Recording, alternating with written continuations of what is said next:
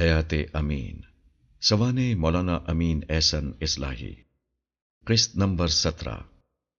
صاحب تدبر قرآن کی وصیت کے مطابق ان کے سوانح نگار نعیم احمد بلوچ کے قلم سے جماعت اسلامی کے ساتھ 17 برس کی رفاقت اگست 1941 تا جنوری 1958 میں مولانا اصلاحی نے جماعت کا علمی محاذ سنبھالے رکھا۔ اس زمانے میں مولانا کے قلم سے مارکۃ الآراء علمی مقالات اور مضامین سامنے آئے۔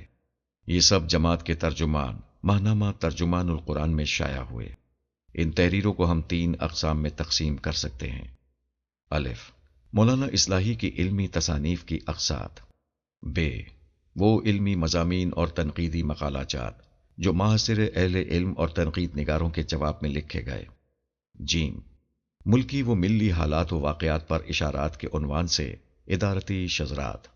یہ شذرات عام طور پر مولانا سید ابو علا صاحب مودودی بطور مدیر تحریر فرماتے تھے۔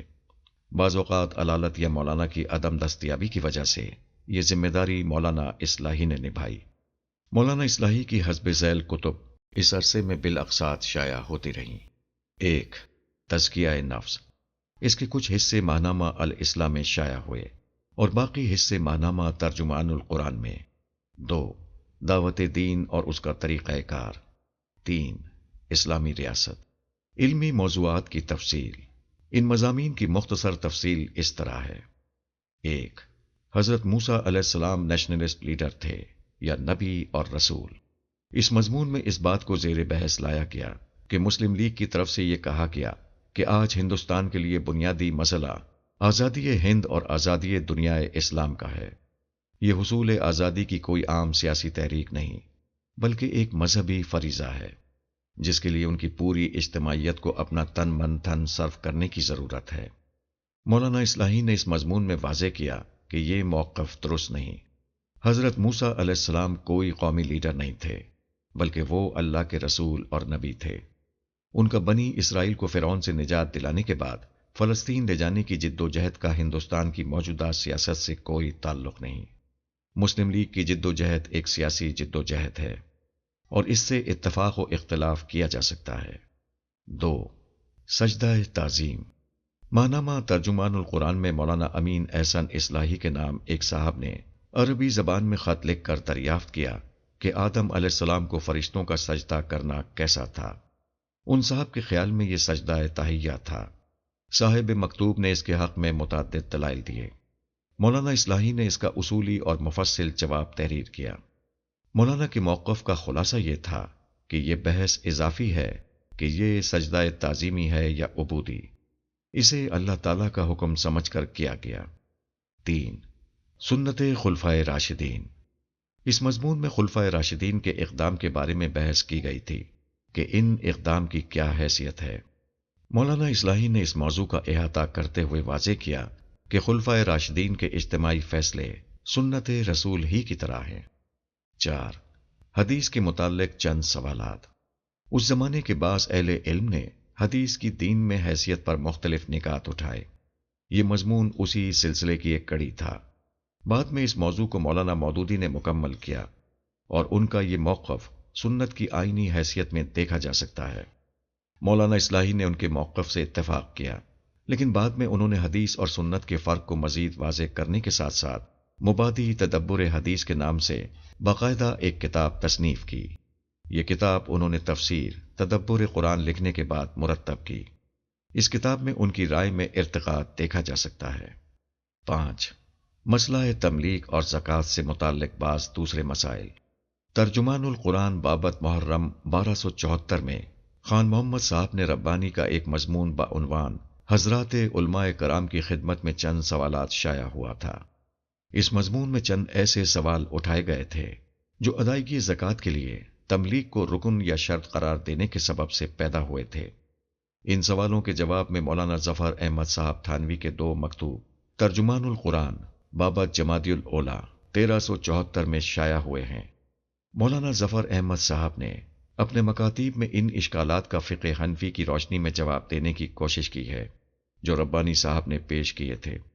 مولانا اصلاحی کو ان کی پیش کردہ بعض آراء سے اختلاف تھا، چنانچہ انہوں نے اس موضوع پر متعدد مضامین لکھے۔ یہ مضامین بعد میں مسئلہ تملیغ کے عنوان سے کتابی شکل میں بھی شائع ہوئے۔ 6 الائمہ من قریش۔ اس مشہور اور متفق علیہ حدیث کے حوالے سے یہ موقف پیش کیا گیا کہ مسلمانوں کی سیاسی قیادت قریش ہی کر سکتے ہیں۔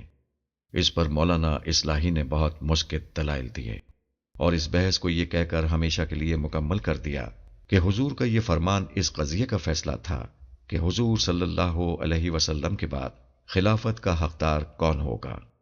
انہوں نے واضح کر دیا کہ یہ کوئی مستقل حکم نہیں تھا۔ 7 ہم اس ملک میں کیا تغیرات چاہتے ہیں۔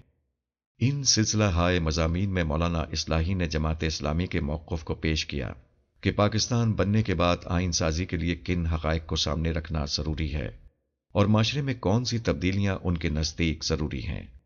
8 نئی فرد قرارداد جرم۔ یہ مضمون اور اس طرح کے دوسرے مضامین مولانا سید ابوالعلا مودودی اور جماعت اسلامی پر تنقیدات کا جواب ہیں۔ مولانا سید ابوالعلا مودودی اور جماعت اسلامی پر تنقیدات کا جواب ہیں۔ ان کے مندرجات کا ایک تفصیلی تعارف پچھلے صفحات میں گزر چکا ہے۔ 9 آئلی کمیشن کی رپورٹ پر تبصرہ۔ یہ سلسلہ ہائے مضامین مولانا کی تصنیف جدید اسلامی ریاست میں قانون سازی کا ایک حصہ ہے۔ کتاب کا تیسرا حصہ آئلی کمیشن کی رپورٹ پر مولانا کے مفصل تبصرے پر مبنی ہے۔ مولانا نے یہ تبصرہ اس آئلی کمیشن کی رپورٹ پر کیا تھا جو 1955 میں پاکستان کی مرکزی حکومت کی طرف سے مسلمانوں کے آئلی مسائل و قوانین کا جائزہ لینے اور اس کے بارے میں تجاویز و سفارشات پیش کرنے کے لیے قائم کیا گیا تھا۔ اس کمیشن کی رپورٹ پر علماء اور عوام دونوں کی طرف سے بہت احتجاج کیا گیا تھا۔ مولانا نے اس رپورٹ پر مفصل بحث کے ساتھ اس میں موجودہ غلطیوں کی نشاندہی کی ہے۔ اس رپورٹ کو تیار کرنے والے افراد میں سے بعض مغرب کے آئلی اور ازدواجی قانون سے متاثر و مرعوب تھے۔ مولانا نے ان افراد کے تصورات کی کجی کو نمایاں کیا، ان کی پیش کردہ تجاویز و سفارشات پر کڑی تنقید کی اور آئلی اور ازدواجی قانون کے حوالے سے اسلام کے صحیح نقطۂ نظر کو بیان کیا ہے۔ کتاب کا تیسرا حصہ کسی زمانے میں علیحدہ سے بھی شائع ہوا تھا جو کتابی شکل میں اب نایاب ہے، البتہ مذکورہ کتاب میں اسے دیکھا جا سکتا ہے۔ اشارات۔ جیسا کہ اوپر بیان کیا گیا ہے کہ یہ اصل میں ماہنامہ ترجمان القرآن کے ادارتی شذرات ہیں۔ ان میں بیان کردہ آراء کی ہمارے نزدیک بہت اہمیت ہے۔ ان کے تفصیلی ذکر سے ہم جان پائیں گے کہ الف مولانا اصلاحی اور جماعت اسلامی کا تقسیم ہند پر کیا موقف تھا، وہ مسلم لیگ کے تقسیم ہند کے موقف سے کس قدر متفق تھے اور اس سے کس نوعیت کا اختلاف رکھتے تھے۔ ب تقسیم ہند کے موقع پر پورا بر صغیر فسادات اور خوفناک قتل و غارت گری کی لپیٹ میں آ گیا تھا۔ ان فسادات میں محتاط اندازے کے مطابق دونوں جانب کے 1.25 کروڑ لوگ ہلاک و زخمی ہوئے۔ اس موقع پر جماعت اسلامی نے خاص موقف اختیار کیا تھا۔ یہ موقف باقی تمام سیاسی اور مذہبی جماعتوں اور گروہوں سے بالکل ممتاز تھا۔ اس بہت منفرد اور صائب نقطۂ نظر کا ذکر تاریخی طور پر محفوظ ہونا چاہیے، اس لیے اس کا بطور خاص ذکر کیا جا رہا ہے۔ جیم پاکستان کے قیام کے بعد مولانا اصلاحی کم و بیش 10 برس تک جماعت اسلامی کے رکن رہے۔ اس حیثیت سے ان کے افکار و نظریات کیا ہیں، یہ مضامین اس حوالے سے مولانا کے نقطۂ نظر کی وضاحت کرتے ہیں۔ ان کا اجمالی جائزہ بھی مفید ہوگا۔